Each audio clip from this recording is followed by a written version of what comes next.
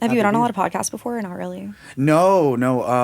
I've done some, usually a lot more like when we drop an album, it gets real busy and then it's like a dry spell because I'm just touring and doing other stuff. Have you been on a really bad one? Don't drop names, but like just a really... yeah, I won't throw anybody under the bus, but yeah, I definitely have been on... What constitutes a bad podcast, just out of pure curiosity? You know, people with really bad questions that like they clearly haven't done any research or they just ask like the most vague open-ended question that's like what's an example of a question like that, would you say? Just like I'm trying to remember. Just tell me about yourself. I had one the other day and they were just like, so tell us about your music. And I'm just like, you're like, oh, okay. Perfect. Like, what does that even mean? Yeah, like in what way? Yeah, and I think having like a creative mind, I almost have to get narrowed into something. It helps because if they say something that vague and open, my mind goes into like 10 different simulations at the same time. I just freeze up, play possum, play dead. I'm like, what do I even do? Yeah, like, in that moment. Yeah. Or if people watch, these are like all the questions you have written down. I'm like, fuck, like scrap it all, throw it away. Tell us about your music. We're rescheduling. Or they'll ask me that's my one question on a sheet of paper. I'm like, fuck. They'll ask me like, and this isn't a bad question necessarily. This is just more of a personal, like maybe handicap mentally, but they'll be like, tell us a funny story of something that happened during the creation of the album or what music you were listening to. And I feel like maybe it's just because I smoked so much weed in my early 20s. It's like, I cannot, like, I don't think that way. Like, I can't just pull out random memory. I have to kind of go down like a conversational path and something has to connect to something else. And then the file cabinet with the memories opens. I often wonder, like during my formative years for like my frontal lobe, just like the partying that I did, if that affects me to this day. Probably so. I would say there's probably some minor damage. Do you remember the legal weed that they would sell at like the legal weed? Yeah. So like there were these smoke shops, right? And in my hometown, a lot of people worked in like the oil field and stuff, so they'd get drug tested. Where are you from? Corpus Christi, South Texas. Okay, I'm from San Antonio. So we probably had the same laws or whatever. General, So like these guys who worked in the oil field, whatever, who would get drug tested, they couldn't smoke weed, but they started making this synthetic weed that they would just sell at like little smoke shops. I know what you're talking about, like Space. It was called Space. Something like that, and they called it like legal. I smoked it.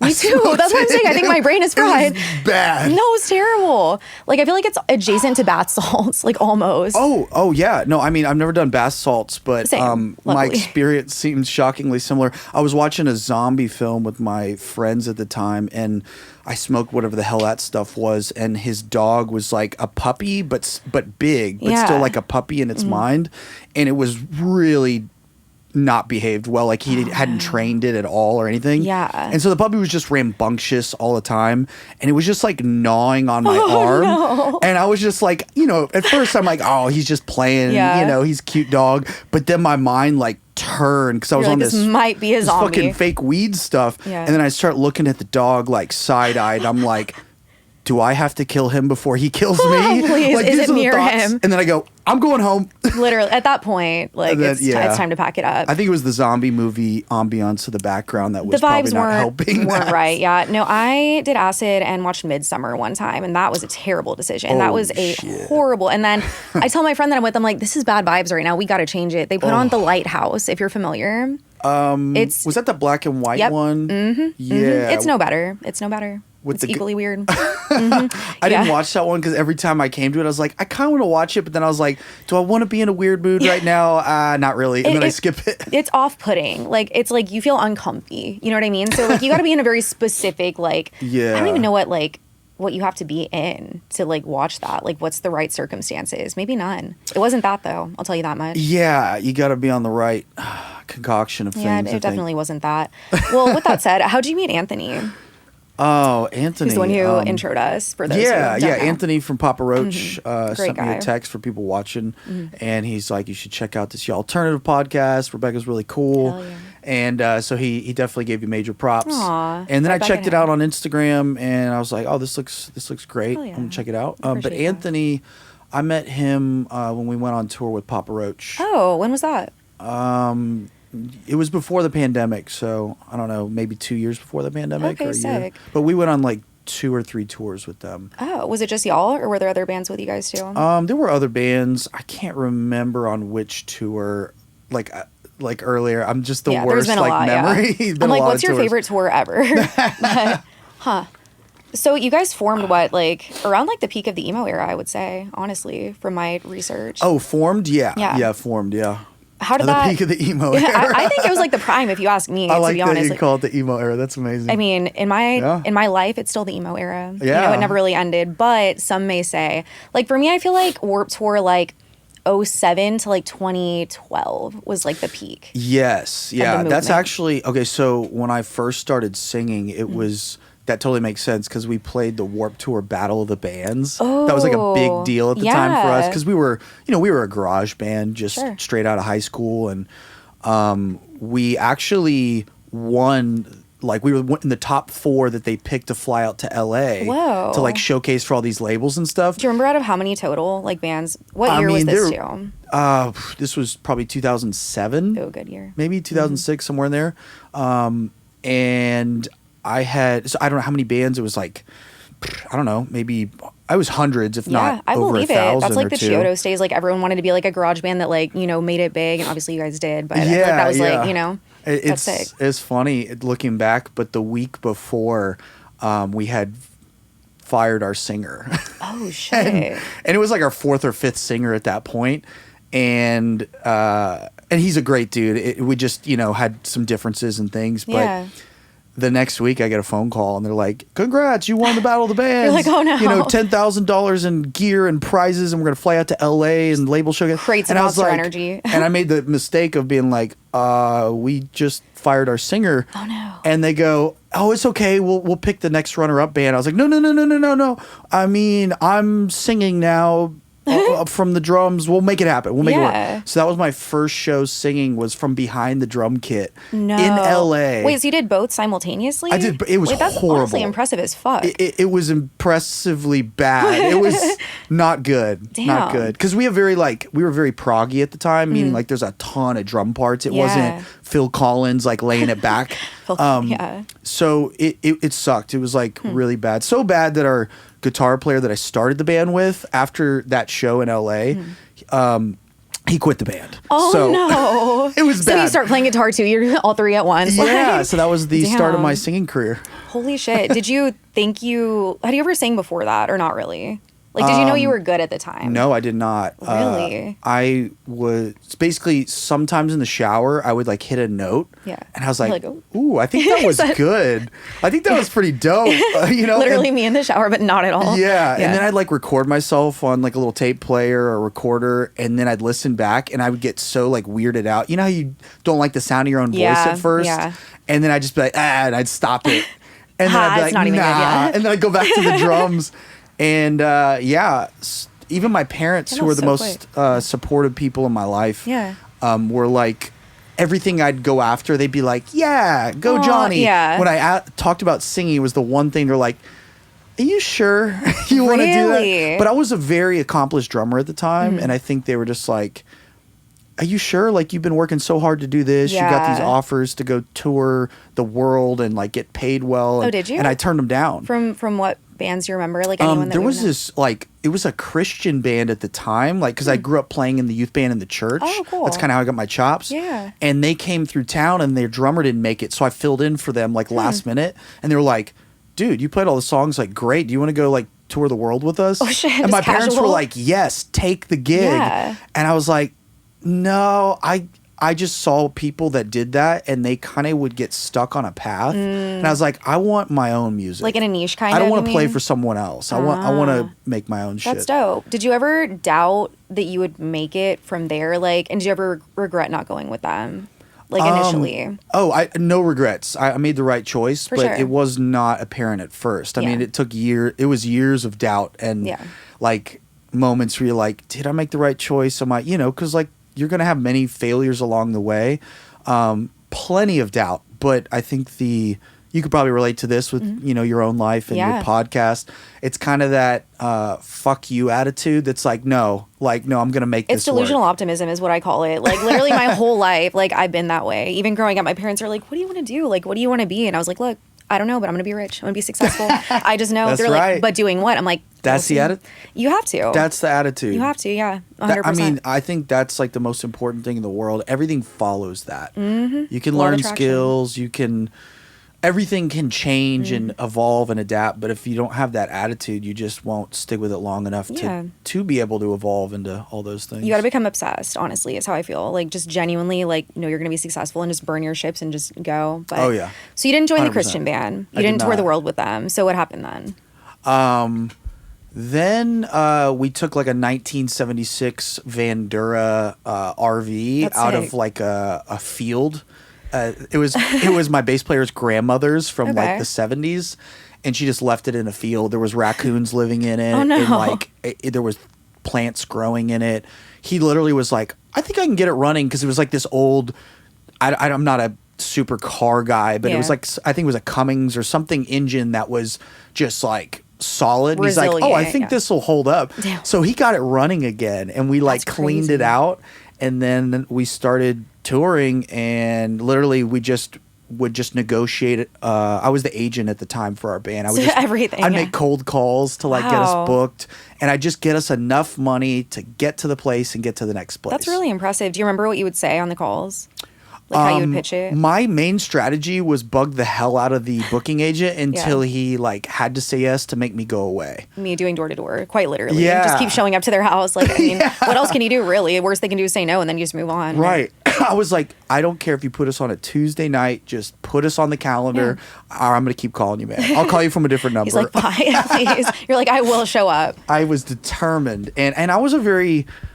maybe you can relate to this. I don't know, because we were talking before the podcast about, your door-to-door sales and stuff. But I was very, I wouldn't say shy, but I was a little more introverted, a little bit more people-pleasing. Like, I wasn't like the person to do that. I very much relate to that, yes. Yeah, and then my mom was such an influence on my life, because she was such a fireball, and like... She was like that too when she was younger, she said. But then something switched where she was just like aggressive in a good way, where she just got shit done, like didn't assertive. take no for an answer, assertive. And then that switch just turned on in me, because I knew what I wanted. I wanted this, and like nothing was going to get in my way. So you just kind of turn into a different person, like in a good way. I would tell my reps that all the time, like my sales reps. It's like a different persona, Like if you're on the doors and like you take everything to heart personally, like you're not going to make it. But you have to become like this your alter ego, Yeah. That doesn't care about stuff like that. That's more confident. Because like, no, naturally I was so shy. Like very introverted. And obviously like having a podcast, everyone's like, shut up. Like, no, you're not. But I was, believe it or not, guys. But yeah. Really? So, 100%. Growing up, I was like so quiet and just like shy. But I feel like I knew if I wanted to succeed past a certain point, like you can't be that way. Like you have to, like you said, be assertive and kind of be more outspoken. Yeah. Yeah. Wait, so what led you to a podcast specifically? Well, that's a great question. Very, very long story short. Okay. I was in door to door, obviously, and it's just very mentally taxing. You're traveling all the time, and like I felt like I needed a creative outlet because it consumed my whole life. Like especially having the sales team that I did, and I was always helping them, whatever. So a friend of mine, Justin, had a podcast, and people always told me like, you have crazy stories, like you should share them, whatever. So watching him do his, I kind of asked for some tips, and I was like, should I do it? And he's like, just fuck it, just do it. So I did. Okay. And it started as like a creative outlet, but then I guess people liked it. I started to get guests. Anthony was one of my first guests, which was dope that he believed in it that early on. Anthony from Papa Roach? Mm-hmm. Yeah. Oh, okay. Literally one of my first guests ever. Just like, really? I think he was like my fourth one. Like I did not know what I was doing. Like bless his heart. He was so patient. But just the sweetest soul. Yeah, he's great, dude. Yeah, and from there it just grew like way faster than I thought it would. Like I had high hopes, but I never thought I didn't know if it would be a full-time thing, Mm-hmm. So that's how it came about, though. It was like a creative outlet. Then the job that I was at, the further I moved up, the more I saw it was just kind of like shady. Like when I was in upper management, like hearing more things within the company that I didn't really align with, and like the inner workings of it, I knew I wanted to leave. Okay. So I just kind of saved up enough to do podcasting full-time, and here we are. Interesting. Yeah. Cool. That's pretty much it. That's my origin story. How are you enjoying it? I love it. I think it's fucking sick, especially getting to travel, like meet different people. Yeah. It's like door to door, but just not dangerous, you know? not no fear of getting abducted by a man with clowns in his house and no furniture. Yeah. So eliminating that is nice. Not being chased by pit bulls is great. Sweating in the heat of the summer, it's it's good. Oh, God. So I did door to door, not sales. Well, I guess it was kind of like sales. Yeah. I grew up like kind of in the church when I was younger. Like my parents just kind of kept me going to church camps and things. I guess they figured, it was a good influence. Yeah. And so I went on some mission trip when I was a kid. Oh my gosh, hold on. Do you see that tiny little spider just like going down? You want me to get it? Yeah, please. I'm glad you said that. Yeah. It went like in front of my face. I would freak out. Got it. The headline is Rebecca destroys a podcast set. Little intruder. Yeah. I went door to door on like a mission trip, and it was actually in Nashville. I lived, in San Antonio. Most of my life. It's kind of full circle. Yeah, it is full circle. And so we came here in the summer. Same thing, like you're saying, like sweating your ass off. Were you wearing like the little fit, like the little like button up in the little? No. We weren't like Mormons or Jehovah's Witnesses. We were just on your little bike. Non-denominational, vanilla Christianity. Yeah, just your run of the mill. Your run of the mill American Christianity, and. And we just, it was so funny. We just go, I don't know, like in middle school or something. Oh, really? That young? Damn. Yeah, I'll never forget this one experience where, and looking back, I'm like, this is just the strangest thing to go door to door talking to people about something like religion. Anything at all. If you really think about it, just sight unseen, just knocking on a door is kind of crazy. Right. And the people there, though, to be fair, like, they were good people. They really had good intentions they thought they were spreading good things and people, so I think the intentions were good, but I remember going to this one door and this beast of a dude, he was probably 300 something pounds and just had a wife beater on and like, shorts and just stank of alcohol. And he shows up at the door and you could tell he had like tears in his eyes, but like angry looking tears. Oh no. And you're like, this guy just kill someone? It's an emotional roller coaster. And he was just like, I'm about to fucking kill myself. But like right as he opened the door. And I guess he just had found either his girl cheating on him or some... I didn't know what to think at that age. But That's now putting it together at this age, I'm like, okay, it was probably something because he was mentioning his girlfriend. Some like philandering of some sort. Yeah. For sure, yeah. And he was like... on the edge of doing something really bad to someone else or himself. And so I was just like, do you know about Jesus? And I'm just like sitting there wide-eyed like... You're like, this is the moment, this is it, Yeah, and it was just me and one other kid, like the chaperone or, the adult was like way down the street. Oh, no. And this guy's like, I'm about to get my gun, or he was like saying some crazy shit. And we're just like... okay, I'm sorry you're feeling like that, And you know what's crazy, though? I think it was, looking back, at this moment, like, whether people call them God moments or whatever, I have different thoughts now, but it still was just, like, this perfect moment where, like, our innocence of, like, almost just trying to be nice, like, really, like, brought him down. Like, something about... I don't know, being like childlike or innocent and like it really just like calmed him down, and then like an adult came and then he started talking to him and it turned to be like a very positive ending to the story. But had we not been there, who knows what would have Literally, happened. It seems like he was pretty close to doing something drastic. I feel like if it were me, if I were him, I would see that as a sign for sure.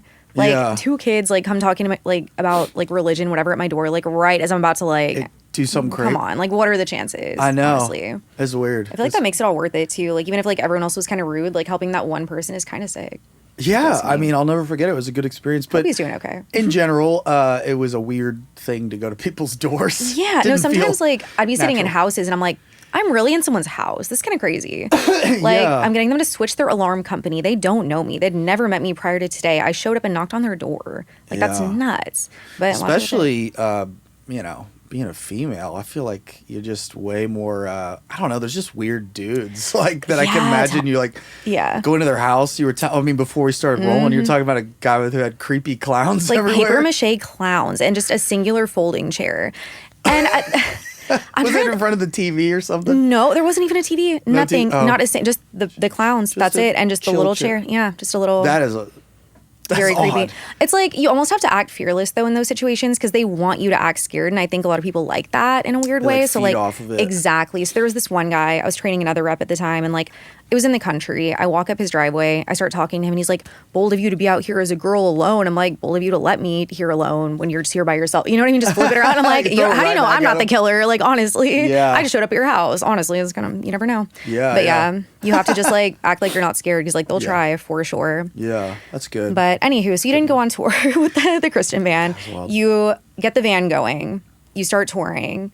How was it at first? Did you guys have a pretty good turnout, or was it a little slow to get started? I mean, yeah, it took years of just kind of slugging it out in the trenches, is what it felt like. Dive bars, playing to people who didn't give a fuck about your music and didn't really they wanted you to hear a cover song, So that's when we just did some zany stuff back in the day where we just try to get people's attention to make. What would you do? We built these trash can suits. Looking back, it's so ridiculous. But that's now. Iconic though, yeah. But we dressed up our guitar players in like trash can suits, and like they had helmets with like pans on them that we would, and me and the singer and bass player would just like start banging on them, and we'd have these percussive like moments in the middle of a song. That's honestly creative though. You got to do something to stand out, right? Like whatever works. And it made people stop and look, and it worked. I mean, we're like, if we can just get their attention, make them stop what they're doing, and then we'll just make sure they walk away with a CD at the time. Yeah, like some shock value. Oh my God. I remember people used to hand out CDs. I saw Skrillex when he first started Scary Monsters and Nice Sprites era. And there was a guy out in the parking lot, like doing that for his band, just like handing out CDs. And really? Back in the day. This had to have been like 2011, 2010-ish. Like his album had just come out, and this was like his first sold out tour. Oh, wow. I guess not counting like from first to last. I guess that was like a different era, and I guess they were probably selling out stuff too. But yeah. Wait, so Skrillex was handing out CDs, or no? Show? I went to see him like at the show. That was his first like big tour. But there was someone outside from another band, I guess, just like, "Hey guys, listen to my CD. If you like Skrillex, you'll like this." Like just out of his trunk. Yeah, resilient. I mean, I feel for I have empathy for those guys because we did that same thing. We'd go to like Deep Ellum in Dallas, which is kind of like the 6th Street of Dallas. And we would just hand out CDs as soon as a show would get out. And you just watch people like, okay, dude. And you hand them one and they walk down like 10 feet and just chunk it in the trash. Aww. And you're just like, you're doing anything you can because you don't know necessarily what the right move is to do. You just have to try stuff. Yeah. Well, and this was before social media, really, right? It was like the MySpace era, but that wasn't really breaking bands necessarily. I feel like it wasn't. Yeah, I don't really remember like finding artists on there. Right. Like once I like someone already. Yeah. Yeah, exactly. We tried it all back in the day, and we were just very DIY and just kind of aggressive. And over time, it just you just write better music and do better things, and then things start catching on. Do you remember your first fan? Like the first person who really, really fucked with you, and you were like, "Oh shit! Like, I might be doing something." Yeah. We had this girl Kathy, like in West Texas, who was just like so sweet, and she was like the would just would like make us food when we come to town or different shows, and like would help set up our t-shirts, or just people would kind of be like helpers and make things happen, and would offer us a place to stay, and we'd sleep on the couches and the floor in the guest room. That's so sweet. Yeah, so that was one person that came to mind, but we had a lot of great people like that in different cities. Do you remember the first moment when you really felt like, oh shit, like we're gonna make it, like we're good, we're not like gonna have to put trash cans on our people anymore? Like this might be something. I don't have to be a like, sideshow anymore. Yeah, you don't have to do this anymore, don't worry. Oh yeah, so I mean, the biggest moment that stands out in my mind, there was quite a few landmarks along the way, but we were playing, this is before we got signed, we were playing a festival called Aftershock. Oh yeah, I've heard of it. Yeah, big one out in California. Yeah, it is a really big one. It's a Danny Wimmer festival, and we played like one of the smaller stages, but it was to like 800 people maybe. Oh shit. And we fucking crushed it. I felt so good. I was like walking off the stage just like, Hell yeah. I was on cloud 9, and as soon as I walked off the stage, this guy like shakes my hand before I even get down. He goes, great fucking set, man. Like, really good. And it turned out it was Danny Wimmer, the guy who runs all the biggest festivals in the nation, and for rock and metal. And I thought he was like the sound guy or something. I was like, thanks, dude. And just kept walking. Like a random fan. You're like, oh, appreciate nice. it, you know? And then our manager, he was with us at the time. He came over and he's like, dude, do you know who said like hi to you earlier? I was like, what? The sound guy? No. He's like, no, that was Danny Wimmer. Like the guy who this whole festival is like his deal. Damn. I was like, oh, sick. And then I was doing an interview just kind of like this, maybe 2 or 3 hours later in the media tent. And then in the middle of the interview, that guy, Danny Wimmer, walks in and he like blocks the camera. And I'm like, well, that's kind of rude. And he's like, and he totally hijacks the interview in the best of ways. He goes, how would you like to play main stage tomorrow? Oh, and it was like in front of 15,000 people. Going from 800 to 15,000. I was like, and I looked at the guy that was interviewing me. I was like, yeah, I think we'll do it. Sheds a single tear. You're like, yeah, I love that. Yes. Yeah. I think I can free up some space, I guess. Yeah. And so we come back the next day, play main stage. On all the side stage, I just remember there being like agents, label people all with their arms crossed. They had like, some people had clipboards and stuff. Like they just look like people in the industry. Sure, you know? sure. And they were all side stage just watching like, who's this band that Danny decided to put on main stage. And I remember like it wasn't like our best show ever, but I still felt pretty good. Yeah. And I walked off kind of being like, okay, I think things are turning. Damn. Now, you know? Who else was playing main stage that year? Do you remember? That year, I feel like I should know this. What year was this? Like around what time? That was 2013 or 2014. I mean, it's been a while. It's a good 10 years ago. Because we got signed like right after that. So I don't blame you for not remembering. Yeah. So you probably played a lot of festivals since then too. Oh God, there's so many. We played Aftershock like a few times since then too. I want to say it was like Lamb of God. Actually, we could probably look it up. Let me see. I'm actually curious. Like, I want to know.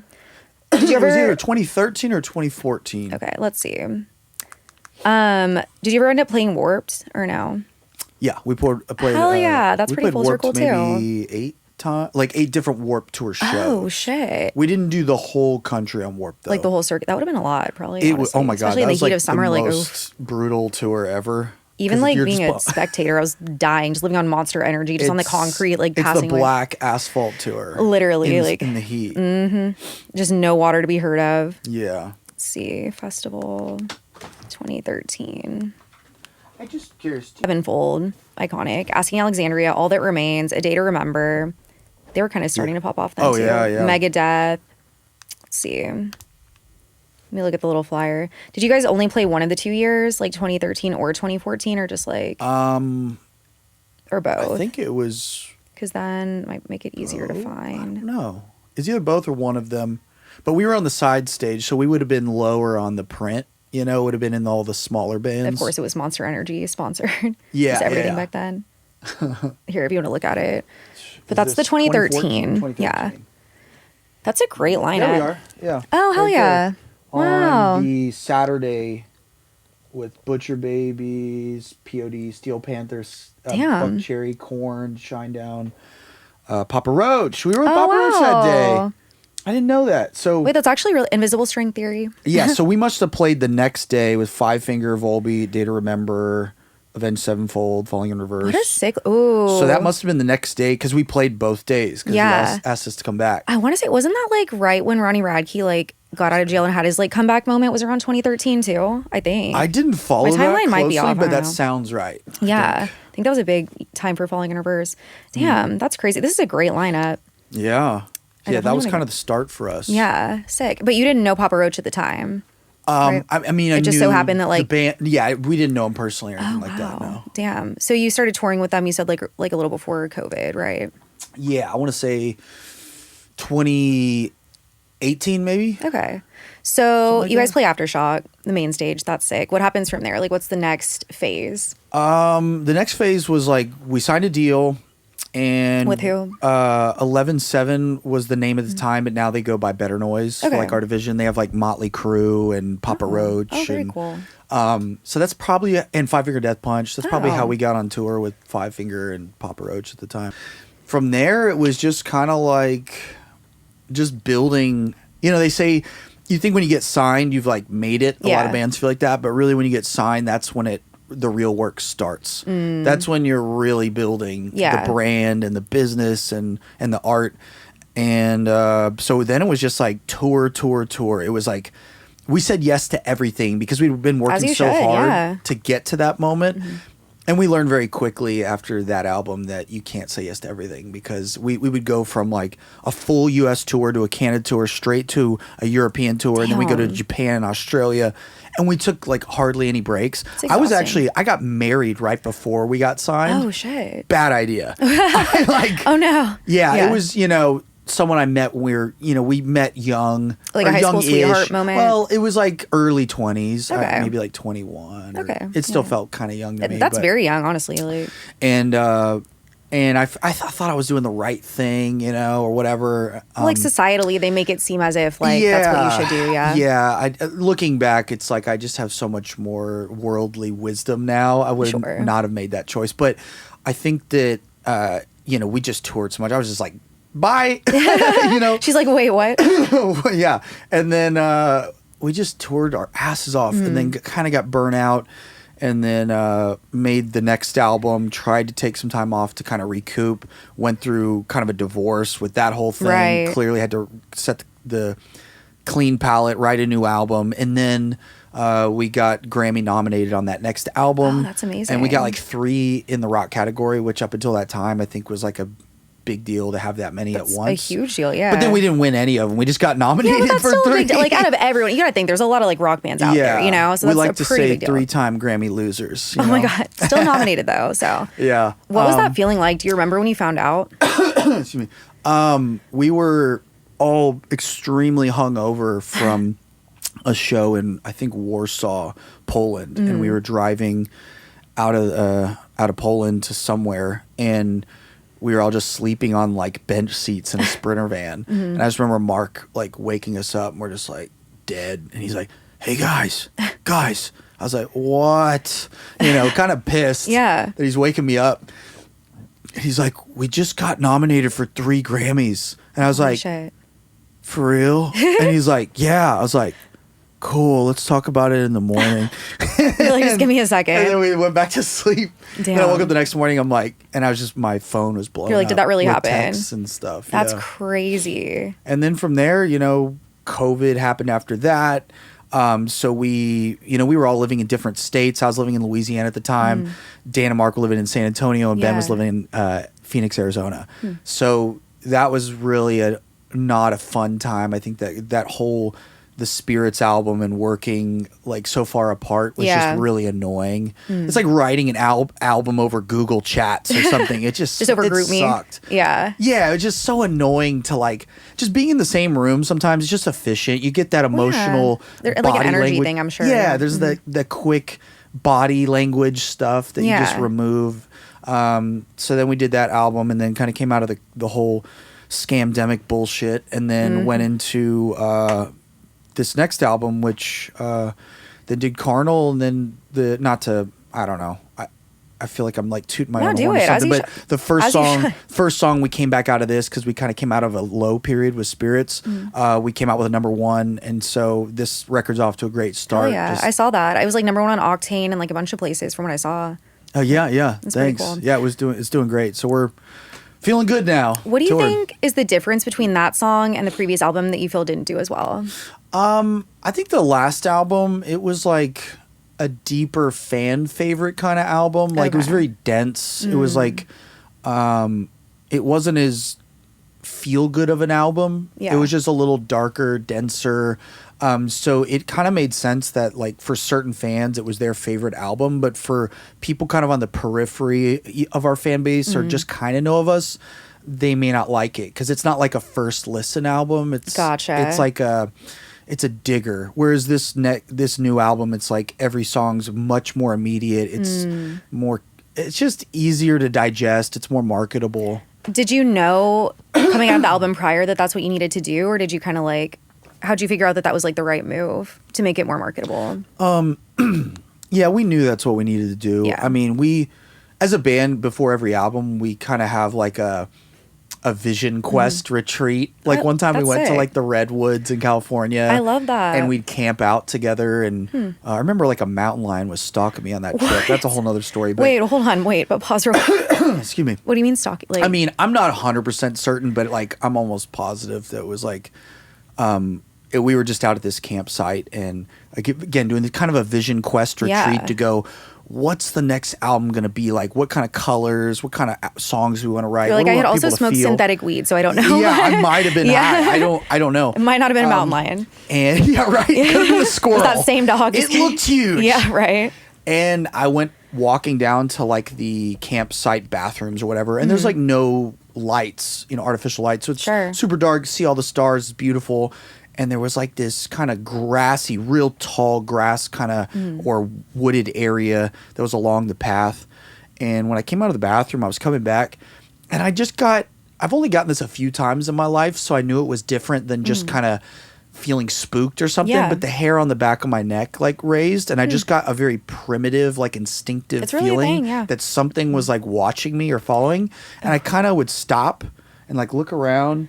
And then I walked a little bit more, and then I heard this kind of like thing, rustling getting closer. Yeah. And I know mountain lions, at least I think they're in that area, and they attack from behind. Like you always want to face them. Oh no! And so I turned around, and I never forget. I like raised my hands, and I just made like the most metal guttural like screams. I was like, oh, and just ran towards the woods. And I just scurrying went off, and I'm like, something was following me. You're like, better than me. I would have been so scared. I'm like some Blair Witch shit. I'm way too superstitious for all that. I'm like, I don't know, some ritualistic. Like, okay, so you go to like spooky, supernatural. Sure. Okay, 100%. Like my co-host, he was telling a story on a recent podcast, and he went to go see Struggle Jennings, like a friend of his and now mine as well, like perform. Okay, and there were no hotels left besides one. So he said, I walk into the hotel, the air just feels thick. Like it feels sketchy. Something's off. He asks the concierge, they're like, oh, it's haunted as shit. Like this place is for sure haunted. Like you're going to get possessed like 100%. And he's like, oh, sick, let me get a room. So he still checks in. I never would have. He said the room's just so creepy. Like someone definitely died. He goes in the basement. I'm like, why would you ever? He sees like all this like weird ritualistic, like he tried to send me pics. I was like, don't do that. I don't claim this energy. Like, no. But yeah, so I fully believe that's like a real thing, but he like did way more than I would have. What was the name of it? Oh, the hotel's in Ohio. I know that, like a smaller town. I'm trying to remember. Weird shit happens in Ohio. That's for sure. 100%. He's there and he's pretty weird himself. I love him, but a lot of weird things come out of Ohio. but damn, I'll have to ask him the name. But literally, like everyone in the town was like, "Oh no, it's haunted as shit." Like for sure. Have you ever like walked in somewhere and just like known, or do you believe in like that kind of stuff? I have mixed feelings about that, to be honest. I've definitely can relate to the experience because I've had it, and there are certain places that feel different, and there's something off, and I think there's something to that. I just always ask myself the question like, how much of it is like the actual like the environment of excuse me, like what's there versus like what that environment triggers what's in here to just open a door. Because like, for example, like I always think through everything I think about, I always put it through like this like evolutionary biology lens, like how we evolved. That's pretty smart. And so I kind of like to backtrack like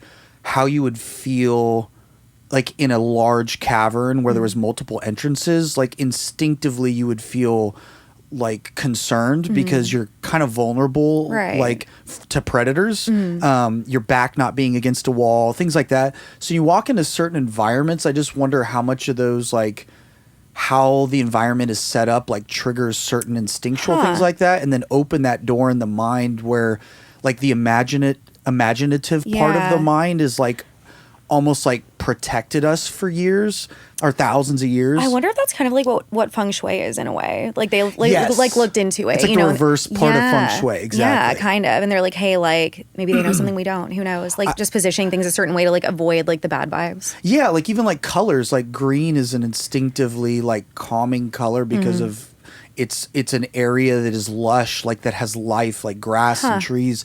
And so even just moving where I moved in outside of Nashville, I just felt mentally healthier because it was so green. I loved looking out my window and seeing that. And so I think the reverse is also true. Yeah. So if there's certain colors that are like the lack of life, like kind of wow. you know, when you create spooky scenarios with Halloween decorations, whatever, you're touching those instinctual triggers. And I think once you touch enough of those triggers, you open. And the reason I think this, you open this kind of Pandora's box of the imagination where, like when I was a kid, I had an experience in my room that I'll never forget where I was always into like angels and demons and spirits, like because I was raised on the Bible. So I was interested in that stuff. And so I remember one night being like, I want to see something. Like I had this like this creepy, like I just had this kind of curiosity. And so I just remember calling out into the darkness, like, I know that's weird, but no, it's not weird. I just like, I'm superstitious. So I'm like, oh no. Yeah. Yeah. I was like, show yourself. That's all I said. I just said it and I just sat and waited. But you know, when you're a kid, your mind is much more like Play-Doh. I think the doors are much more loose. That's why they say like kids can see more stuff like that when it comes to like spirits and stuff, because like they're not taught to not yet, you know, it's not like they're not closed off to it out yet. Yeah, they don't have like the logic or whatever it might be to like, you know, talk themselves out of it. Right. Yeah, exactly. And so I remember in the corner of my room, this black like void started forming. Holy shit. And I started getting that, you know, hair on the back of the neck feeling, but it started growing. And then I just heard Jonathan. Oh like, my and I go, God. Fuck that. Why and do I have chills? I pulled. Oh my God. I pulled the sheets over my head and I was like, nope. I take it back. And I was just like, nope, fuck that. And I just remember, I know physically I was pulling sheets over my head, but I think in my mind I was doing the same. Like my physical action was just a mirror of what I was doing in my brain, which was putting up mental barriers going, nope, that's insanity. Damn. Like across that wall, if I let that door remain open, I'll be a crazy person. What is that? Is it the philosopher, like a writer? It's like Nietzsche or Nietzsche, yeah. Yeah, he says like, is it something like the void stares back, basically? If you like stare you look into into the abyss will stare back which into is kind you. of what you're describing in a way. Yeah, and instinctively I think that fear is a protective mechanism because my my Aunt Jenny, who we have a song called Jenny that was about my sister. And it was kind of a warning to her to not become like my Aunt Jenny, who lost her mind when she was in college, and she was in a crazy home ever since. So she had schizophrenia and I grew up around that. I've seen where an adult is just seeing things that aren't there. And as a child, it was always odd to me because my parents would explain to me how she was weird, but to me it wasn't weird. I just thought she was playing a fun game, you know? And well, it's hard to digest, I'm sure. Yeah. Yeah. So having been around it and seen it, it's like, I think I just instinctively knew as a kid, like, oh, if I leave that door open, that's the path, like to schizophrenia and insanity, because your mind just will fill that void, whether you believe it's actual things coming through like a portal, or I tend to believe it's more like the power of your imagination it's like a projector onto a screen. It's like, even though we could see an apparition or a ghost out there, it's really in here. It's just, you see it out there through your eyes, like a projection. Becomes your reality, kind of. Yeah. In a way. Yeah. So you're seeing it, but it's in here, but you're seeing it out there. That's actually, I've never heard that take before, but that's very interesting. It's like people talk about like manifestation and like your thoughts become your reality. Like, for example, kind of not really similar, but like I have a family member and she's very negative. She's gone through like a divorce and all this. And she's like, I'll never find a good man. No one's ever going to love me. Da, da, da. I'm like, that's going to become your reality. Like with that mentality, 100%. It's just going to become your truth. So like on a different level, it's kind of like your words, your thoughts, they do kind of manifest into what you live, I feel. 100%. Yeah. Yeah. And you, excuse me, when you know, like the brain is like a computer, they say. And so when you train it to do certain things, or you reward it for like in that experience, had I not listened to my, I think, very natural fear to like go no. Yeah. And I had like entertained that curiosity further, I might have rewarded my brain to keep doing that. 100%. And then that could spiral into insanity, like you see in these movies with, you know, horror movies and psychological thrillers. I believe it. Like, I feel like it's fight or flight. You know, like your body, like we have those instincts for a reason, and animals have them. And I think a lot of people ignore them, but why? Like, I feel like we definitely have them too. Yeah, exactly. Like I'm very much into like the vibe of it all and just like listening to my instincts and stuff. Like, besides going in the clown house, I guess, and like in sketchy ass houses, but that's for money, so it doesn't count. But like my instincts were like, get the fuck out, and I'm like, no, I need that commission. Sorry, but yeah. Yeah, that's interesting to me to think about all the ways that we naturally feel about something, and like there's a wisdom in all those feelings because we've had thousands of years of evolution or whatever, or adapting to feel that way to protect us, right? And then there's like having ambition or a goal. You have to almost unwire, like bypass a little bit, disassemble or bypass some of those feelings to get to where you want to go. And to me, that's kind of the game of life in a way, is knowing which ones to short circuit and which ones not to. No, I completely agree. Have you had another supernatural experience besides that, or not really since then? Yeah, I've had some. I don't know if I would call it supernatural, but it's in that realm of kind of the unexplained. I mean, you tell me, I guess, but I had one really weird one. This one will give me chills to this day. Oh, shit. But it wasn't like sinister or anything like evil, but my granddad and my dad it was like basically the boys on that side of the family. It was just my dad and my granddad going out with my granddad the next morning to go shooting clay pigeons, what do they call it, you know? That's like skeet shooting, I think. Skeet shooting, yeah. From Texas. I'm like, well, we both are, I guess. That's right. How we know. And I'd never gone with him except when I was like a little kid. So this was a rare event. And he had been diagnosed with dementia. Alzheimer's. Yeah. But he had no signs of Alzheimer's yet. Like it was very. How'd they know? Just like a brain scan, or? I can't remember because I was probably. It was in my early 20s, and I don't remember the details now, but it was, he was just having little slip-ups, but nothing major. You wouldn't really know he had Alzheimer's. I guess he knew enough. But the next morning we were going on this trip, and I think my dad was like, hey, we're going to wake up at this time, give me the whole itinerary for the next day. So I go to bed. Again, at this point, nothing had happened with my granddad. Everything was completely normal. I wake up in the middle of the night, and I was with my ex at the time. She was sleeping next to me, and I had this dream where I woke up. I was in the same bed, laying next to her, but the lights were on. And I was like, hey, did you turn the lights on? I like woke her up in my dream. She goes, what? I was like, did you turn the lights? She's like, no, just go back to bed. I was like, okay, why are all the lights on? And then I try to wake her up again. I'm like, can you turn your light off? And she goes, what are you saying? And I was like, can you turn your light off? And she goes, what are you saying? And I go, can you not understand me? She goes, what are you saying? She gets like visibly like concerned or fearful. And she starts getting up and like distancing herself from me. Holy shit. And I go, what's wrong? Like, she's like, I can't understand you. And I go, can you turn the light off? She goes, I can't understand you. Holy shit. And then I go, wow. And then I wake up again a second time, and then all the lights are on again. And I try to wake her up, and I'm like, that was weird. I go, hey, did you turn the lights on? Like a repeat. No. And she goes, and she immediately this time. Chills again. I know. Jesus. Oh my God. She immediately this time goes, what are you saying? And I go, oh shit, no. not this again. You're like, God You know? damn it. Fuck. And then I go, can you really not understand what I'm saying? And she goes, and she gets out of bed immediately this time. She goes against the wall like she's a scared animal or something. And she goes, what are you saying? What are you saying? And then my whole dad's side of the family comes in the room. Whoa. And they go, what are you saying? What are you saying? Holy. And they start like, that's terrifying. Circling in on me. Oh. And then I'm against the wall going, you're like, what am I saying? Why Actually, can't anyone understand? You know, I'm freaking out. Yeah. And they're like, what are you saying? And then I wake up again, third time.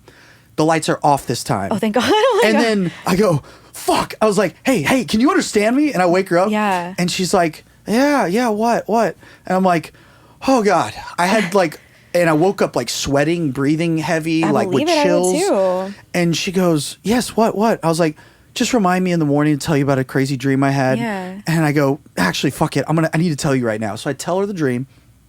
She goes, okay, that's crazy. She goes back to sleep. I look at the time. It was 10:22, which was my weird number. I had all these weird experiences in my life with 22, and in military time, 10:22 is 22:22. And I was just like, I made note of it. I looked at the clock and I was like, okay, this is just weird. I don't know why this is weird, but it feels weird. Doesn't feel like a normal dream. Go back to bed. I get a call in the morning. I'm sorry. Was it 10? No. I'm sorry. It was 2:22, not 10:22. I had a different experience with 10:22. Anyway, it was 2:22 because I remember this is freaking me out. when I got the call the next morning. I have like a lot of 222 stuff too, so I'm like, holy shit. It was just odd, the timing, and I woke up. I get a call going, "Hey, Johnny, you can go back to bed. You don't have to wake up early. Something happened last night with Granddad. We're gonna have to postpone. I'll call you back when I have everything sorted out." I was like, "Is everything okay?" He's like, "Yeah, he had an episode last night. We've never seen this before. I'll call you back." And I go, "That was weird." I hang up the phone. I go, "Well, I guess I'm not going to this thing." My dad calls back a little bit later, and he goes, "Yeah, so last night around, sometime around 2 in the morning or so." Oh my God. Around that time that I woke up, he goes, "Granddad woke up speaking gibberish." And Holy Baba, shit. and he was escalating in his frustration of the gibberish. And she woke up in fear for her life, that he was going to, he thought she was someone else, or that he was maybe going to harm her or harm. Anything like this had not happened up until this point. And she got out of the bed, said she couldn't understand what he was saying. Oh my God. And she called my dad because she was in fear that something bad was going to happen. So he came over and calmed the situation, and my granddad was just speaking nonsense.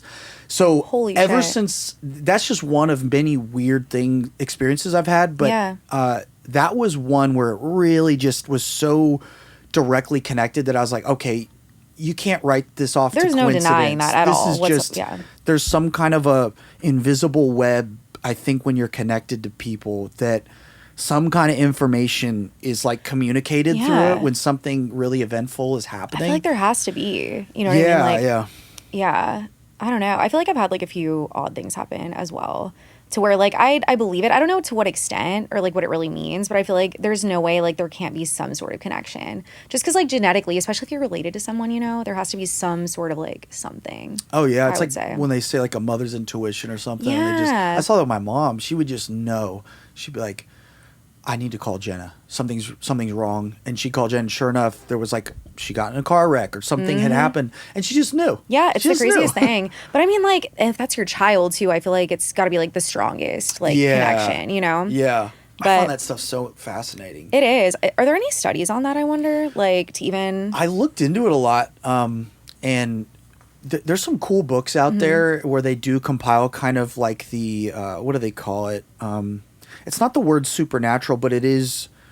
I forgot the word. Is it like an energy thing, kind of, or Yeah, it was something that encapsulates kind of the dark space of science where they call it it's still pseudoscience because they can't really measure and study it well enough to categorize it as normal science.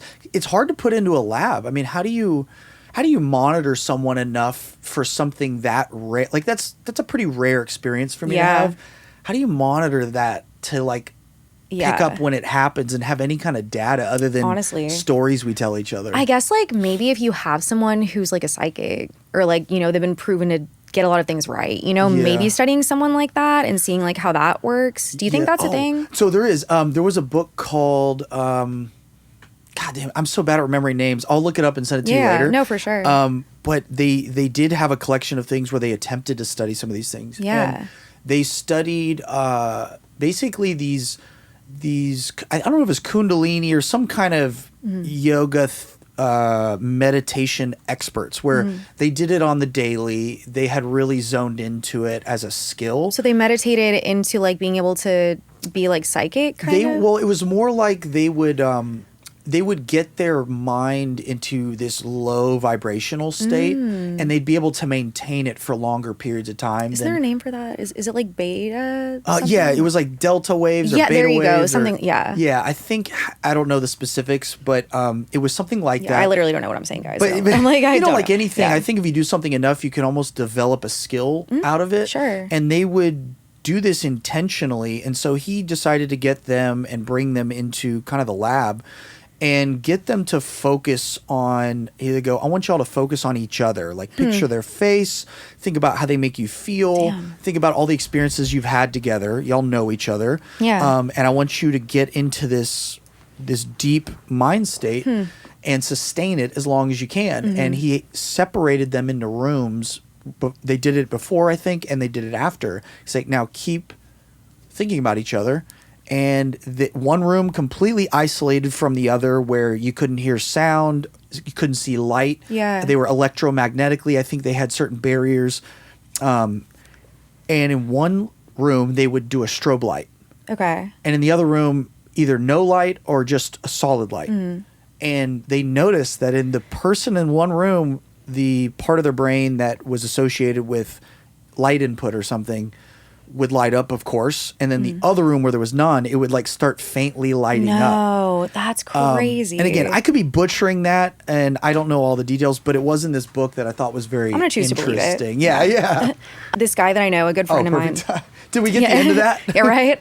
Yeah, okay. Yeah, good. This friend of mine, he is friends with Marcus Luttrell, the guy from Lone Survivor. Like, they went and did like they went and did Ibogaine together, which apparently is like, I don't know if you're Ibogaine? Yeah. Yeah. You're familiar? My buddy's brother did it. Oh, hell yeah. Okay, a lot of people are like, I didn't know what it was. Yeah. So basically, they went to do this thing, like, together, the two of them. They were like pretty bonded already, but apparently, like, they both, I guess, went to sleep. I'm not sure what happens when you do it, but they just like weren't like conscious like me and you right now. Right. And they went into this state of like, my friend Jared, like the guy who went with Marcus, he started like working through his trauma, I guess, like internally. But one thing that happened was, I guess he was getting attacked by something or someone, right? Okay. And then I guess in his vision or dream, Marcus saved him. They get up from like their trip, I don't know what you would call it, the like experience. Yeah. Marcus turns to him immediately and says, "Aren't you glad I saved you from that?" And like just knew, like crazy. Oh, wow. And ever since they did that, like now they have this really strong intuition for each other. Like there have been times where like Jared's upset about something and Marcus calls him and he's like, "Hey, what's going on?" It's crazy. But like I've like talked to them both and like they don't strike me as the kind of person to just make that up. I believe them fully, like no reason to lie. So it's crazy. Yeah. It's like invisible entanglements. Honestly, yeah. They but just him, haven't like, mapped out quite yet. knowing that immediately is nuts. He's like, "Aren't you glad I just like jumped in and saved you?" And Jared's like, "What the fuck?" Yeah, but like that's crazy. Yeah. So I don't know. I love that stuff. It's so fascinating. Isn't it though? Like I wonder how. Like maybe it like opens a different part of our brain because we only use a certain percentage, they say. So maybe it like enlightens like, you know. My grandmother, I think, opened my mind to a lot of the stuff when I was a kid. She was real ahead of her time. I mean, stuff that's like getting popular now in kind of that space or even on the internet is stuff she was telling me like in the early 90s. What was she saying? Do you remember? She was, all kinds of stuff. Like, she was real ahead with just even supplemental kind of things that become, you know, there's always like diet fads and trends and things that turn out to be really important. Like she was telling me vitamin D was like a super important supplement, like back in the early 90s when no one else was really pushing that. Now it's like a no-brainer for a lot of people to make part of the regimen. Same thing with many other things like ashwagandha and stuff like that. She knew about that before back it was then? popular. Wow. Yeah. How? Like, did she? She was just a part of these real niche kind of. It wasn't like it was hippie-ish, but she wasn't a hippie. She was just real into like holistic health stuff. Yeah, I think and she was like a chiropractor at the time. I think people just called it that back then because they didn't know how to classify it as like being, you know, progressive. Or it'd be called like snake oil, you know, because you know, some of it was bullshit, but they were still. Again, she was still kind of on the path of like trying to find stuff that was like natural remedies and stuff like that. I think like anything that's not big pharma can be classified as snake oil. Right. So when they're not making money, they're gonna like probably shit on it, you know? Yeah. So she had this I guess one story I remember her telling me of many was when Aunt Jenny was young. And she always said Aunt Jenny was kind of in tune with something else and that's why eventually she became kind of schizophrenic, where she was just very open. in her mind. And she, when she said she was like 4 or 5 years old, very young. This is before cell phones. This is before GPS. Yeah. My grandmother had to take some detour coming back from the other side of town. And something about the detour wasn't clear at the end of it. And she ends up in a bad side of town trying to find her way back to the highway to get back home. A side of town neither of them had been in. And she started getting kind of concerned, like at the time and where she was at, just her and a young girl. And my Aunt Jenny, apparently at like 5 years old, started telling her where to go. She goes, that way. And my grandma takes a right, and she goes to the left, and she just started, okay, I don't know. And my grandma's real open to that stuff, so she just listened. Which is great, honestly. And she went, and sure enough, they got back to the highway. Holy shit. And she remembers being like, okay, we were not anywhere close to that, and we're not any road I've ever been on. Like, how as a 5-year-old would she know that? That's wild. There's those stories about kids who like have like past lives and shit like that. You know what I mean? Like they remember like wars and whatnot. They're like reincarnated, so they say. But who knows? Have you seen those videos? It's like they bring a kid around and introduce them to like this person that they talked about and described. It's like their friend from the war who's still alive, like this older person. And it's like, No, I haven't seen that. Yeah, there's like videos of it. Like, I guess, for example, like this one kid would always talk about like the war and stuff like that and like describe like a friend that they had, I guess, whatever. So they assumed this kid was like reincarnated in some way. So it goes, they like take the kid and introduce the kid. They like find this guy. And apparently like the guy starts crying, the kid starts crying. They have all this stuff in common. I don't know. So yeah. Wow. I could be butchering that too, but like I remember like hearing that story and it was kind of crazy. Yeah. Yeah. There's interesting stuff there. And there's the tricky thing with that whole area is that people can so quickly discredit and dismiss stuff because there are kids who say stuff that seem crazy and, well, they just saw a movie I didn't realize that they saw. And so something like it's easily to explain away. And it's like, okay, it's not as deep as you think. But then there's these odd scenarios where it's like, no, there is something actually deeper to it. Yeah, whatever it might be. But people feel comfortable just dismissing all of it because there are other cases where it's like conspiracy theories where it's like there are clearly conspiracies that are true. Oh yeah, 100%. And then there's a bunch that aren't, but it doesn't mean that it's still interesting to like find the ones that are real. Yeah, you know? well, and the unknown is scary to some people, I think, you know, so it's easier to just like write it all off than look deeper into it and maybe think that we don't know everything. Right. So, yeah. Do you think that's a thing though, reincarnation? Like, what do you think happens when people die?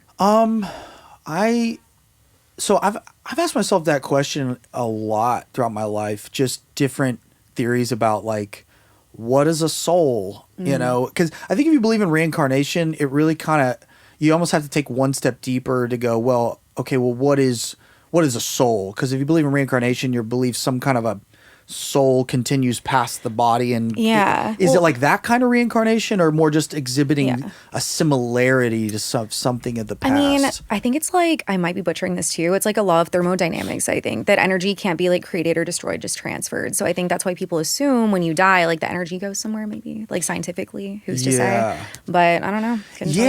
So I guess I think like the form of reincarnation that I believe in, because I think there's a lot of different like versions of it. Yeah. I think the version I tend to think is like closer to the truth is like, have you ever read any Carl Jung? Mm-mm.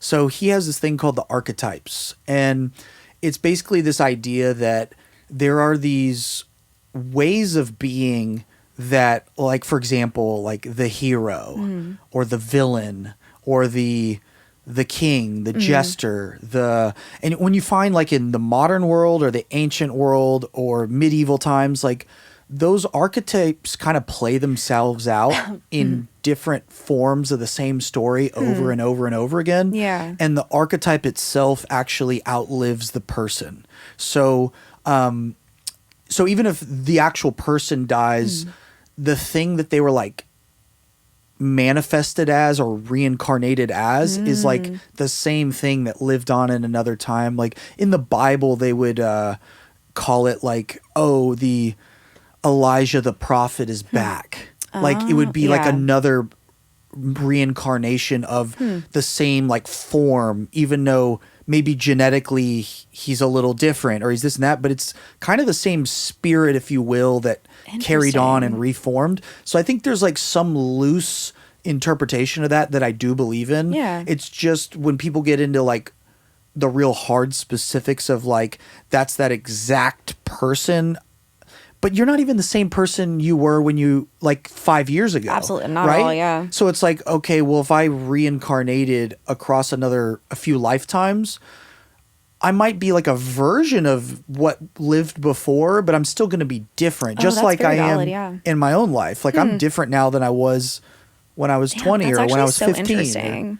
Yeah, like I wonder if you do get reincarnated, like what version of yourself it would be, or like if it's you as a baby or like old, you know what I mean? Right. That's so interesting to think. I never thought about that. So I think you do. I just think it's just it is as different then as you are at a later time in your life versus a younger time in your life. It's actually so interesting. I've never like thought about it from that perspective. Are you religious now still? I wouldn't say religious, like not in any kind of like practicing sense, but I was raised religious. And so a lot of the like fundamentals of like that way of being and thinking are pretty hardwired into me. Yeah. So I think instinctively I kind of am, Yeah. but I don't go to church and I don't kind of do any kind of practices. Sure. Other than maybe some mental things. Maybe more curious and spiritual. Yeah. If that makes sense. The same for sure. But also skeptical at the same time. Very much same, yeah. Are there any like parts of organized religion that you feel you've kind of separated from as you got older or kind of grown out of? Absolutely. Yeah. Likewise. I think I'm curious what yours are too. Yeah. I think I grew away from very rigid parameters about what is true because I found that I feel like people will say God said this or God did this or God fill in the blank. And it's like people did that. What are you talking about? People wrote that. Like I get it in a loose sense. They're saying that through those people God acted or whatever.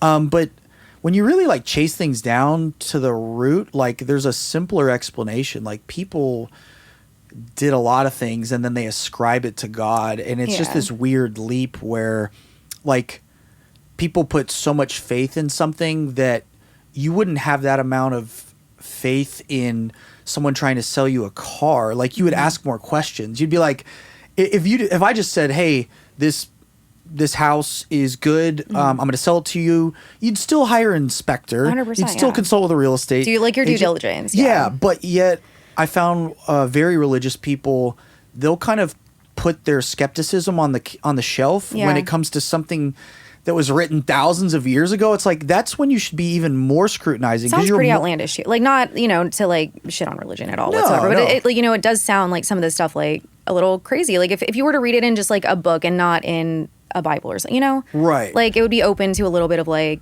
let's look into this further. Yeah, you would. You'd think you'd have more scrutiny the further you're removed from something rather than less. And so I think that mixed with, I think I came full circle with a lot of stuff, even in the Bible, where it's like the stuff that I still keep and I didn't throw the baby out with the bathwater is like stuff that works in real time in real life. Like, so if it says love your neighbor as yourself, I can practice that and see the results of that. And then I can prove it to be true. Sure. That creates for a more flourished environment and a better life. Yeah. But when it comes to other stuff where it's like these very specific claims about stuff you can't really prove one way or another, that to me is all up for debate and kind of a mental exercise. It's just not real life, I agree. And I mean, I think maybe like the reason people blindly believe stuff sometimes might be out of fear. Again, like of the unknown, Oh, yeah. And it gives them that security. So, I mean, I guess whatever does it for you. But for me, like, I just feel like I've always been very inquisitive and kind of wondered about stuff like that and wanted to like have more proof, I guess. Yeah. And I, I like my Baba, she's, one of the most important people in my life. It's my grandma on my dad's side. And her name's Baba, by the way, because she went through a grandmother's names book where it had it in all these different languages, and she picked the one that would be the easiest for a baby to say, so her name would be the first. Wait, I love that. Honestly, so smart. But right? That's so cute too. But she's very religious, and she's one of the best human beings I know. And I've had these conversations with her, and it took me years to kind of muster up the courage to, because I didn't want there to be like a distance that was created. Sure. But at the end of the day, I was like, I don't want one day, if you're gone, you have known a fake version of me. I want you to know me for what I actually think. I'm sure she valued that. And honestly, it turned out great. And she at the end of the day, she's like, this is what I believe, and it served me well my entire life. I'm not really going to change it now. Yeah. And I'm kind of like, I respect that. Completely I valid. understand 100%. and yeah. it served her very well, and that's really the end of it. Yeah, So. I mean, the way I see it is like whatever makes you a better person, whatever like gives you that security, whatever makes you do the right thing, whatever that is, whether it's like morals or religion or whatever, Right. I think there's nothing wrong with that. But yeah, I think it's only when it comes to like public policies or things that affect other people that maybe you just should be honest. Like if you are religious, to just be honest with yourself about, okay, how certain really are you of that? And then you're now going to be voting about something that affects other people. Right. Maybe pump the brakes a little bit, or that's when I think there's conflict that starts up. Yeah, or when it's used to like what's the word, like superiority over someone else, like saying like a certain like religion is better than another one, which was kind of like my hang up on it. Is like growing up, I always heard it as more of like a superiority thing, and that's what put me off to it initially. Is like, well, I don't feel like we're actually better than anyone, Yeah. So that was like kind of what it was for me. A lot of people use it that way. Yeah, which is crazy because it's supposed to be the opposite from what I understand, Yeah. But yeah, that's kind of like where I was unsure for the most part. Yeah, I think that's a common experience too, like what you're saying. Where I experienced that as well, where my mom was, she had a really bad cancer and passed away a while back when in my early 20s.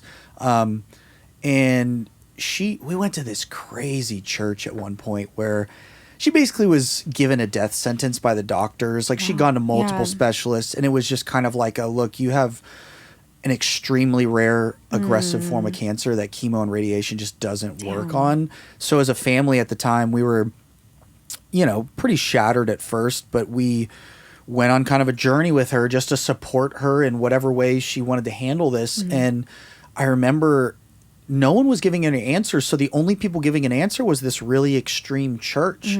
And I think at the time I kind of almost held it against my mom and dad at first, because I was like, it felt odd or weird. But then as I got older, I was like, she would have done anything for her kids. She's like, I'm not going to rule anything out.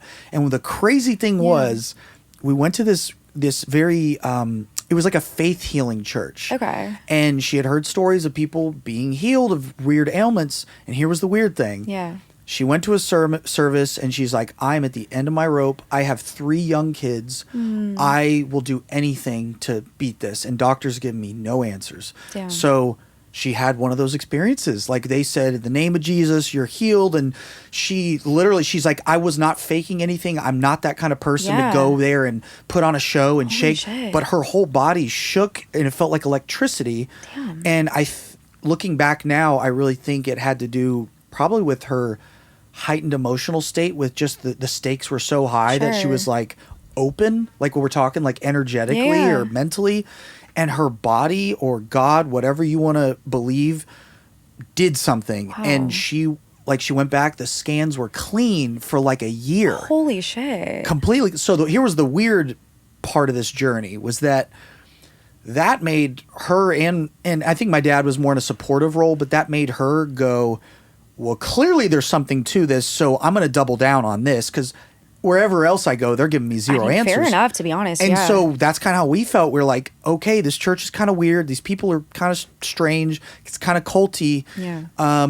But, we're just here to support you. We love you, and we got your back. Whatever works, yeah. And so we went to that church more and more, and it just got weirder and weirder. It's the closest thing I've ever experienced to a cult. Like, what would happen? I'll give you an example. I walked into like a youth thing on a Wednesday night. We had that like a young life moment. We had the church I grew up in was CBC in San Antonio. Great church, non-denominational, really, vanilla, kind of nice. We'd go in and listen to music, and we'd have fun and socialize, right? And this church, I walked in, everyone in the room except one guy who was the guitar player in the band, and everyone, it was like maybe 60 to 70 people, shaking while they're walking, like That's kind of terrifying. Jesus, you know, and they're doing that shit, and they have this look in their eye, like, whoa, like just a blank stare. And I'm like, of course, in my mind, I'm like, okay, y'all are all playing follow the leader here, and this is some kind of weird like virtue signaling, like you don't want to be the one who's not shaking Jesus shit. Yeah. I was like, this is fucking weird. Yeah, it's happening to me too. And so I go and I'm like, okay, and I go sit down next to this guitar player Gil, and I go and I look at him. I'm like, so is any of this strange to you, or like, do you really think this is what they think it is? And he goes, yeah, they're just following the Spirit. And, you know, in the Lord, he said something like, and I'm like, oh shit, you too. Yeah. And I'm like, I'm the only one here. It's like in a scary movie, they just have the blank stare too. You're like, fuck. And I'm like, I thought he'd be like someone who was kind of a little clear-headed. Yeah. And I'm like, oh shit, he drank the juice too. Oh, no. And then I was like, from that moment on, I'm just like, this is like clearly some kind of a weird. So every time, like, and I was only there to support my mom. Sure. So I'd go up and I'd just be like, fuck this motherfucker. I think about the pastor speaking. I'm like, this is just such bullshit. And everybody's eating it up. And they would all kind of, I don't know, they treated him like a superstar. It was a weird culty thing. And so he'd come over to people and like touch them and do this thing, and they'd all have these experiences. And I'm like, come touch me on the head, motherfucker. See what happens. You know, and he'd look at me and he's like, I knew he just had this look of like, it's not going to work on him. He's like, not that and I'm one. like, I'm not playing follow the leader and all this bullshit. So, did you ever have the thought to like let him try to see what would happen? At the beginning, I was open-minded. I was like, you know, I'd love to have this crazy experience. Yeah. But I also am still very skeptical, and I'm very aware of like human nature and how people can easily play to people's emotions. 100%. And of course, so as my mom it came back a year later or so, year and a half, something like that. And it came back worse. And this was like a concerning thing, but also kind of predictable from some of the scientific point of view, where they're like, there are spontaneous remissions and we can't explain why that happened. Yeah. And it correlated with that experience she had. Even though we can't explain that, in our experience, it does come back. So sure enough, it did come back, and my mom doubled down.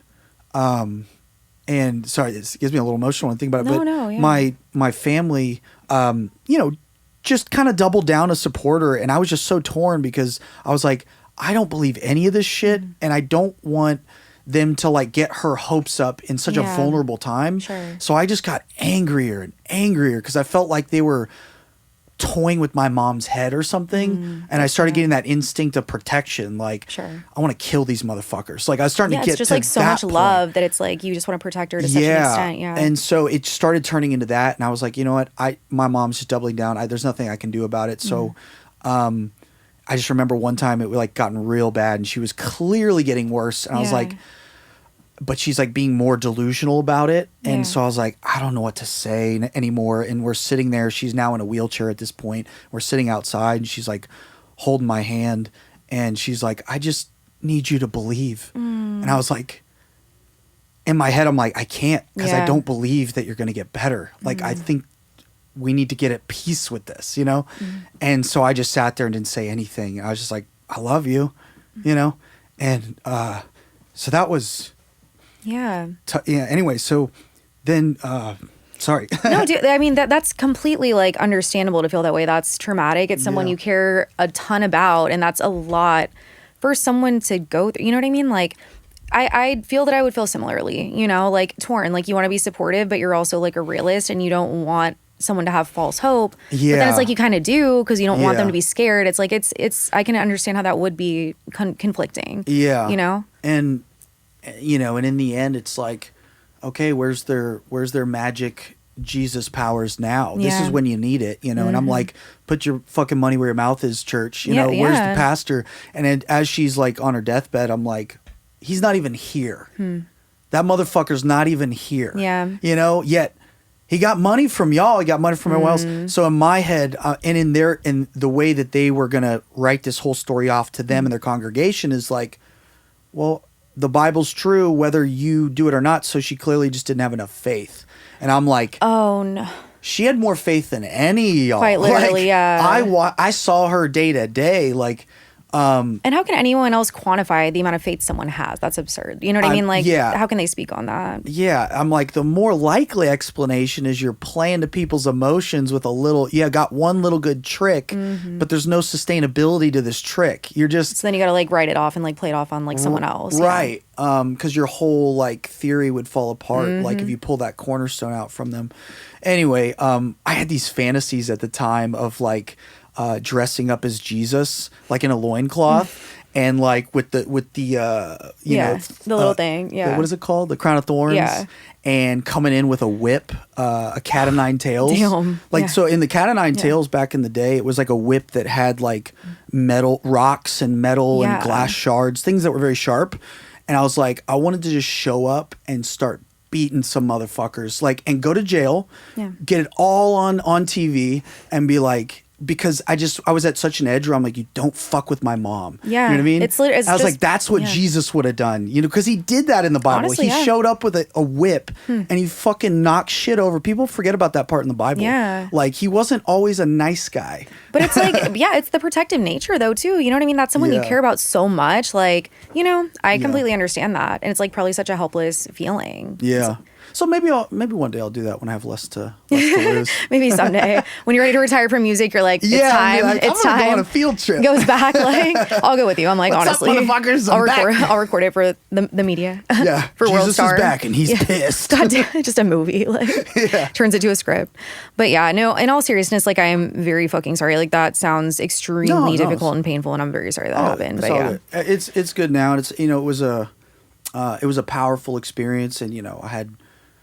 Even though it was dark, there were experiences and moments I had with my mom that I would have never had otherwise. That were just like transformative, and I'll never forget. And I saw qualities in her that were so admirable that like I can just take so much strength and power into the future, and just from what she showed me and demonstrated. That's She's beautiful. very strong through it. 100%. What is your goal for the future? Like, what does happiness mean to you ultimately? Like, at the end of the day? What does happiness mean? And what's your favorite tour story? Just kidding. For me, I've noticed I'm the happiest when I have just like a series of things coming up, and like I'm very accomplishment oriented. So if I'm accomplishing stuff, I'm usually pretty happy. If I just sit in a void, like even when I'm on vacation, like the first few days, I don't even really enjoy it that much. It takes me like a few days to kind of unwind and actually vacation. Just talking about that, my friend and I'm like, dude, I feel weird just sitting. Like, I don't know. I feel like I'm like falling behind on something, you know? But yeah. So for me, I think everybody's different. There's some people who can just really, really chill and they enjoy that. I can chill really hard when I've accomplished a lot. And then I would like to chill hard and, you know, binge a TV show or something. So I think happiness is balance. It's like the perfect balance of accomplishment and goals and growth with like having a nice, comfortable, like home setup, which I have now. I've moved to Nashville and I absolutely love it. Hell yeah. So to me, it's just balance. That's happiness. For sure. Do you think you want a family eventually? I've asked myself this question a lot. I think because I never really, it just wasn't an important question to me for a long time. But I guess, I don't know. I guess when you get, as a dude, I don't know. It's somewhere in my 40s. I'm approaching that, you know. I'm 37. If I get in my mid to late 40s, I might be like, should I have a kid? You know? I don't know. I'm asking that question. I don't really have a drive to. I've never been like I want a family guy. Yeah, I feel like societally they kind of like say that you should, but maybe some people don't. You know, you don't have to by any means. Like, I mean, I think the last part of your life will be maybe more empty, and I think that's why a lot of people consider it. But I don't know. My question right now, my answer right now is I don't know. Likewise, I'm open to it, but I'm not pushing for it. Sure. No, people say that to me. They're like, oh, like, do you think that's what you want? Because I'm 31 right now, right? And a lot of my friends are stressed. They're like, oh my God, am I going to meet someone? It's like, why don't you just be happy within yourself? You know, like, grow your own life. And if it does, it does. If it doesn't, it doesn't. But like, why force something? Because like everyone that I know that got married young, they're getting divorced. You know what I mean? Like, for the most part, because you change so much. Yeah. And like, they did it out of like scarcity mindset almost. You That's know? what's so tricky, I think, right now specifically. Like in 2024, I think we're all asking the same question because we watched the generation before us. They fucked it up. Like so many of them, with the exception, my parents were actually one of the lucky ones where they just had an amazing relationship and was a very good example. But that's almost the exception to the rule now. Yeah. Like most people had watched parents get divorced or grew up in a divorced home, and people watch the people who get married young, which is like the older generation solution, like my grandma's age. They would get married young and it worked for them, but that doesn't seem to be working now. Like people who get married really young usually get divorced or there's like some major problems later. But then the people who just push off stuff so late, then they get into like a weird dynamic within themselves and other people where it's like, well, now I'm with people who've already been married, or it's just a different thing like than maybe when some you're baggage, like a kid or two, which nothing wrong with that, but like, right. You know, So I don't think there's like a clean, good answer in 2024. I think the best answer is just like you said, like just focus on you being a good person and a better person and happy, and that usually attracts good people and good things. Agreed. And then you know, let it unfold naturally. Yeah. No, I think people want to sometimes like fill a void in themselves with someone else, but then it's like, well, if they ever leave, you're just like miserable and in shambles. You know, you got to like fix yourself first, in my opinion. Yeah. Building that person into kind of the cornerstone of your frame around it. It's like, yes, you kind of have to work functional things in your life around another person if you're in a relationship, but you don't have to build them in. Like basing your whole like happiness and well-being around someone is, I mean, in the past when I was younger, like I definitely was in a relationship like that, and I was like, damn, like you kind of forget who you are outside of it too, you know, which definitely don't want to do that. So yeah, that's I think it's a natural slippery slope that most people experience at some point, right? Yeah. Where you just kind of slide into it and you're like, whoa, I'm kind of just been absorbed into this other person. Yeah. And then you wake up one day and you're just like, oh shit, you either feel like you lost yourself or you you're like too deep in now and you're like, I don't know if I really like this as much as where I like was, but now turning back looks so far away. Exactly. And like daunting too. My girlfriend, she lives out here in Nashville, and she told me a story where she was on an FBI watch list because she had this inside joke with them where they'd call her like Brooke the baby killer or like destroyer or something. It was something like iconic, that. Yeah. And they had this little like cheesy graphic of her like with like, I don't know if it was like her as like a barbarian or something. It was like, you know, killing babies. Yeah. It was like a joke. Like so clearly not real. Yeah, so clearly a joke. But because the internet was just still kind of like, they hadn't caught up with the fact that like that kind of humor with younger people is just like funny. They were like, is this person really like doing nefarious things? So she literally got put on a watch list. How do you find out that you're on a watch list? Do they contact you and they're like, hey, we got our eye on you? I forgot. She told me that there was... Like, do you get a letter? I wonder, like, I really wonder. I don't know if it had to do with something she was like applying for something, like whether it was a passport or an ID or...